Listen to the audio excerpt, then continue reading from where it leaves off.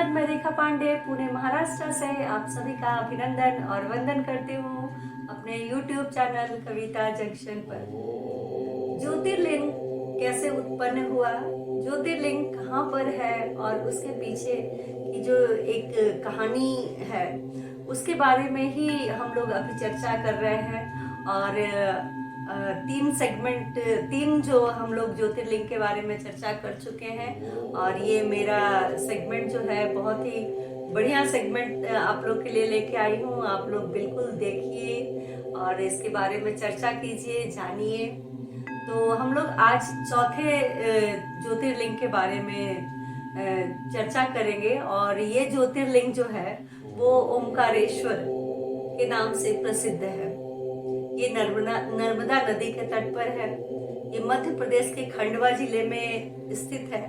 और नर्मदा नदी के बारे में एक बात कही जाती है कि जो हम लोग गंगा नदी में 7 दिन स्नान करके पुण्य मिलता है और यमुना नदी में 14 दिन नहा करके पुण्य मिलता है, वो मात्र नर्मदा के घाट को देख करके ही वो पुण्य हमें प्राप्त होता है। तो ऐसी ऐसी कहानियां हमारे जो इतिहास में, हमारे माइथोलॉजिकल जो कहानियों की बुक्स मिलेगी उसमें मिलेंगे।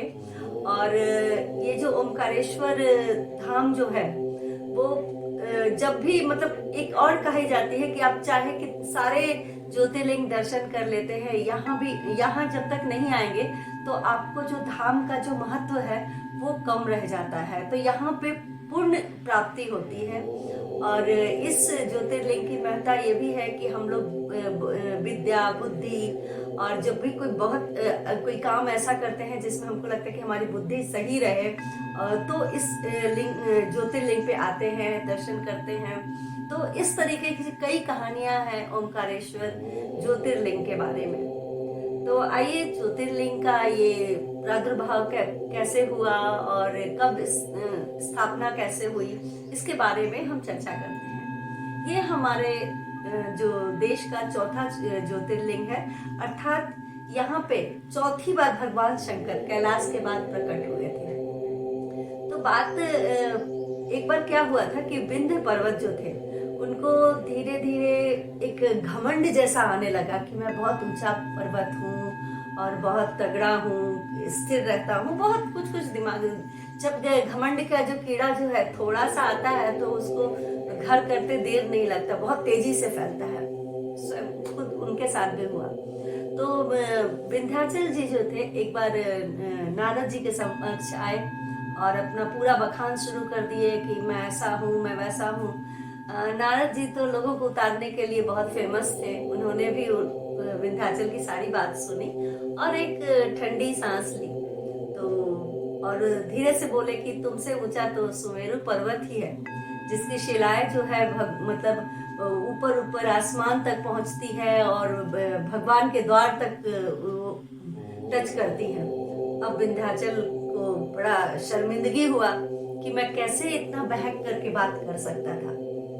तो उन्होंने अपनी बुद्धि को सही करने के लिए, बुद्धि को परिलक्षित ढंग से मतलब सोचने समझने की शक्ति के लिए उन्होंने भगवान शिव की पूजा की। वो थोड़ा दूर चले गए और एक रेत की प्रतिमा बनाए जो शिवलिंग स्थापित करके और उससे 6 महीना तक पूजा की, बहुत मन से पूजा की। भगवान शिव आ भी गए और उनको बोला कि गिरिजन क्यों पूजा कर रहे थे। तो उन्होंने बोला कि भगवान हमको मतलब जो मन में हमारे जो मद अंध हो गया था वो ठीक कर दीजिए, हमको ऐसी बुद्धि दीजिए ताकि मैं बिल्कुल समाज कल्याण हेतु कार्य करूं। तो शिव जी ने बोला कि तथास्तु। उसके बाद जब ये वार्तालाप शंकर जी और जो विंध्य पर्वत के बीच में हो रही थी, उस बीच में सारे भगवान आ गए और सारे भगवान उनकी पूजा किए, आराधना की शिव भगवान की, मनन चिंतन पूजा पाठ बढ़िया से किया। उसके बाद उन्होंने शिव जी को बोला कि जब आप आ गए हैं तो आप यही स्थापित हो जाइए, ताकि कई लोगों के मन में जो मद जो आ जाता है या कोई भी प्रॉब्लम्स होती हैं, लगता है कि हमारा जो भी हमको धन वैभव सब मिले परंतु ईश्वर हमारी बुद्धि बरकरार रखिएगा। तो जब ऐसा जब आए तो हम आपके पास आकर के अपने बुद्धि को कंट्रोल कर सके। तो शंकर जी ने बोला कि ठीक है, हम यहीं पे स्थापित हो जाएंगे। शंकर जी ने जब भी बोला कि हम स्थापित हो जाएंगे, तब तक जो विंध्य जी जो थे, वो जो बालू की प्रतिमा की पूजा करते थे, उसमें भी एक ज्योति जलनी शुरू हो गई और वो भी एक शिवलिंग ही स्थापित हो गया। दो शिवलिंग ओमकारेश्वर में बोलते हैं, आसपास दो शिवलिंग है। एक तो ओमकारेश्वर के नाम से जाना जाता है, और जो रेत की प्रतिमा जिसमें बाद में मतलब जो ज्योति प्रकट हुई, उसको अमलेश्वर शिवलिंग के नाम से जाना जाता है। तो वहां पे जाने पे दोनों शिवलिंग का बराबर महत्व है और दोनों लोग दर्शन करते हैं। तो इस तरीके से हमारा जो चौथा शिवलिंग हुआ वो प्रकट हुआ और उस तरीके से फेमस हुआ, और बिल्कुल ही ये हमारे हिंदुओं में मतलब कई जगह प्रमाण भी मिलते हैं। मैंने पिछली वीडियो में भी अपने बोला था कि इसका सिर्फ कहानियां नहीं है, ये प्रमाणिक कथाएं हैं। कई साइंटिस्ट भी इस पे लगे रहे और इसको उन लोगों ने भी मान लिया हुआ है। तो इस तरीके से जो चौथा ज्योतिर्लिंग है वो प्रकट हुआ और हम लोग उसकी इस तरीके से पूजा करते हैं। चौथी ज्योतिर्लिंग कैसे स्थापित हुई और कैसे उसकी पूजा शुरू हुई हम लोग जान गए। अब अगले वीडियो में मैं पांचवें ज्योतिर्लिंग जो कि केदारनाथ में स्थित है उसके बारे में उस सेगमेंट लेकर के आऊंगी। और केदारनाथ में बोलते हैं कि सिर्फ 6 महीना ही वहां पे पूजा होती है उस मंदिर में, क्योंकि बर्फ इतनी ज्यादा रहती है कि पूरा रास्ता और मंदिर पूरा बर्फ से ढक जाता है। और इस दौरान मंदिर के जो भगवान है उनको ले जाकर के दूसरी जगह रख दिया जाता है और वही पूजा होती है।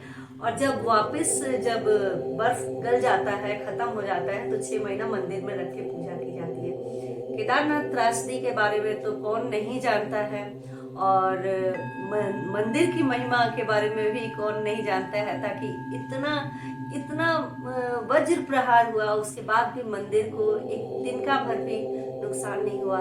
ये हमारे स्वयंभू भोलेनाथ की कृपा से हुआ। ये सारी बातें मैं आपको अगले वीडियो में बताऊंगी। आप लोग मेरे वीडियो को लाइक सब्सक्राइब जरूर करें, ताकि मैं और अच्छे अच्छे धार्मिक ग्रंथ के बारे में और उसकी जो किंवदंतियां हैं उसके बारे में लेके आऊं। शुक्रिया।